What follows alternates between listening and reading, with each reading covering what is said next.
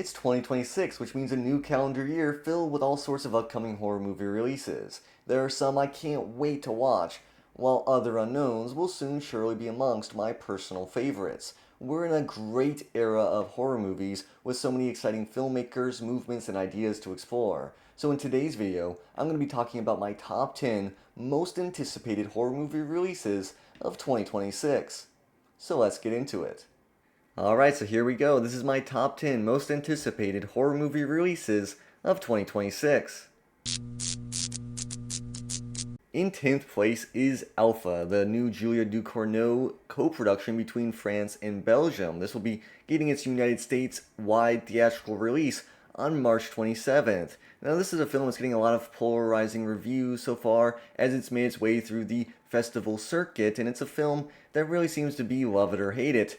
And that's what I love about French horror, is it's willing to push the boundaries, to be extreme, to be willing to do things that are unlikable and not so consumerist in mindset, which I love, and that's why I've always been drawn to some of the newer French New Extremity type films.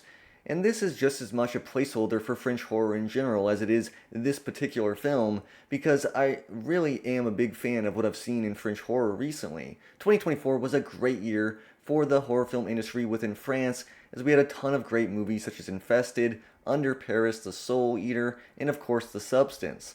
Now, this one seems like it'll be one that can kind of continue that tradition. 2025 seemed to be somewhat of a down year for the genre. It seemed like a lot of the filmmakers sort of were making movies that were released in 2024, and so there has to be a little bit of a cool down period, which is unfortunate. But I really hope 2026 we see a resurgence again within this country's horror film production, because they really do make some exciting new films all the time, and Alpha definitely seems like one that's worth checking out just based on the trailer alone. To know the truth, a lie for a lie and a tooth for a tooth, and anyway I got nothing left to lose. Number 9 is The Bride. This is going to be released on March 6th in the United States. It's an American film directed by Maggie Gyllenhaal, in her second film that she's ever directed. I didn't see her directorial debut, but this one seems to be worth watching. I've seen this preview on almost every single horror movie release I went to see in the theaters in 2025, and it definitely seems to be a fresh, bold take on the material. It could go terribly wrong, or it could be an exciting, fresh film. And after the disappointment of Guillermo del Toro's take on Frankenstein, I'm willing to try something different and new, even though I love the source material by Mary Shelley, and I absolutely adore James Whale's adaptations as well. Now, this is a film that, like I said, is taking a bit of a fresh approach. It's got Jessie Buckley and Christian Bale, and it's almost like a Bonnie and Clyde on the run type movie. So we'll see where it goes, but it definitely seems worth watching at a minimum. What's my name? I can't remember. Number 8 is Undertone. This is a film I just recently heard about, as A24 is kind of trying to do their own little viral marketing campaign. The first little preview was just audio, distorted kind of audio around with a bunch of creepy old pictures they had.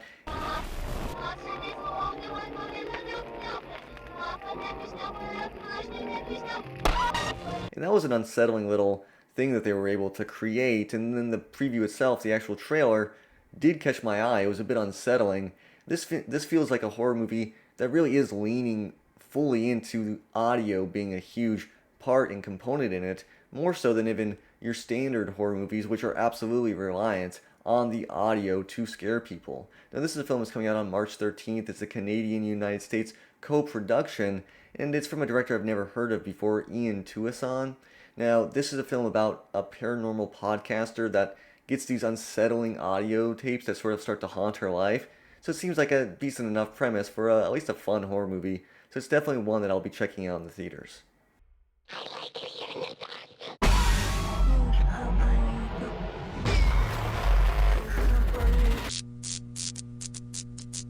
Number 7 is Hokum. This is the latest film by Irish filmmaker Damien McCarthy. It's coming out in the United States on May 1st. It's a co-production between the United States, Hong Kong, and the United Arab Emirates. It's a film that I haven't really heard much about, but I do know it stars Adam Scott, and the fact that Damien McCarthy's reputation as a old school supernatural ghost story type of filmmaker is pretty solid, and we need more and more of those types of movies. You can never have enough solid old school ghost story type horror movies. So I'm excited nonetheless for this one, even though I haven't really heard too much about it, but I'm sure it'll be solidly executed at a minimum. Number 6, this is Clayface, which is based on a screenplay written by Mike Flanagan, who absolutely is a polarizing filmmaker for me. I love some of his stuff, I hate some of his stuff.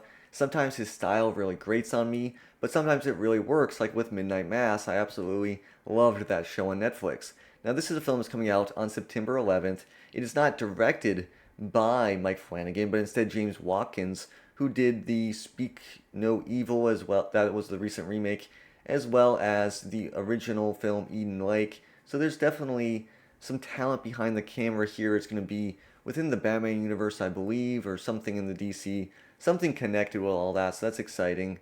Now, Clayface is supposed to be like a body horror type movie about a B-movie actor, so that's really exciting. I love Batman. I'm a big fan of the whole universe. I love Clayface, so this is going to be a really exciting film. I know we've been hearing about it for a long time, but now it seems like it's finally coming to fruition, which is really exciting.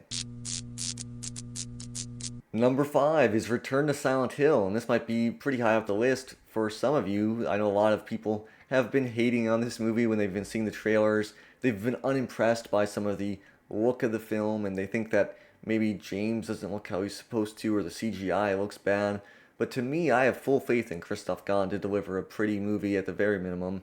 I'm a huge fan. I think that's another reason why I'm so excited about this movie, is I'm probably one of the biggest defenders of the original movie by Christoph Gans. I think it's an excellent movie where I do have some critiques of it, but I think overall it's just such a great comfort horror movie for me, and I've watched it like so many times. I love it so much. And so Return to Silent Hill is of course an essential must watch for me, and it's coming out pretty soon, so you'll be getting my thoughts on it.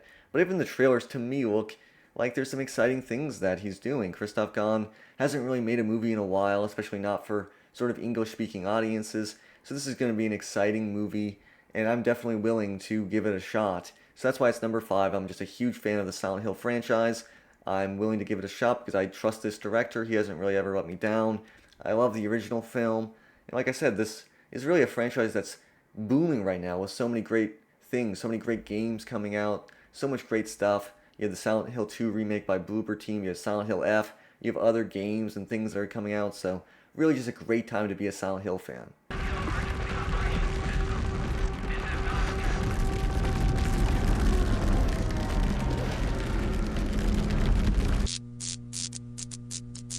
Next up, we have Resident Evil, which will be directed by Zach Kreger. This one's coming out on September 18th. It's a co-production between Germany, France, and the United States. Now, Zach Kreger, I've had my ups and downs. I think in general I like both of the movies he's made, but I think sometimes he struggles with balance between horror and humor, and I think that could be a problem with this one as well.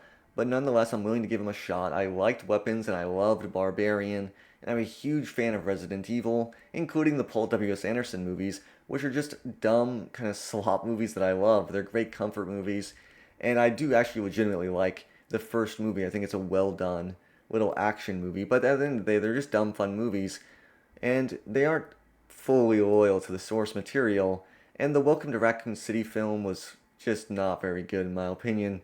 So I'm excited to see an actual really talented filmmaker who has proven that he has the chops to make a good horror sequences and unsettling moments. If he can really sort of lean in on the horror more so than the humor. Of course, there's always sort of that kind of B-movie humor that was in the games, but I would kind of like to dial it back because when you're playing it, it is a little bit scary, the actual experience of the gameplay, even if the cutscenes are a bit cheesy in the older games. So I would definitely say Resident Evil is a movie that I'm excited to see. I have my reservations, and that's maybe why it's at number 4, but I'm absolutely going to be in the theaters to see this one in the opening weekend. Number 3 is Werwulf. This is the latest horror movie by Robert Eggers. This is going to come out on December 25th. Same as Nosferatu. This is a UK and US co-production. And this is a movie we haven't really heard too much about, but we know it's going to have some of the regulars from Eggers. We know it's going to be a period piece.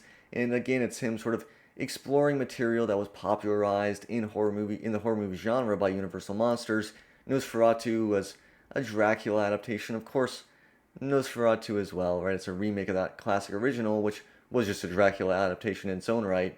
And this one, we'll see how close it is to something like Wolfman. I'm not really expecting it to be too close to that. I don't know what like sort of source material he's drawing from. There's a lot of lore and mythology that he can draw from, so it'll be exciting to see what he does with a werewolf.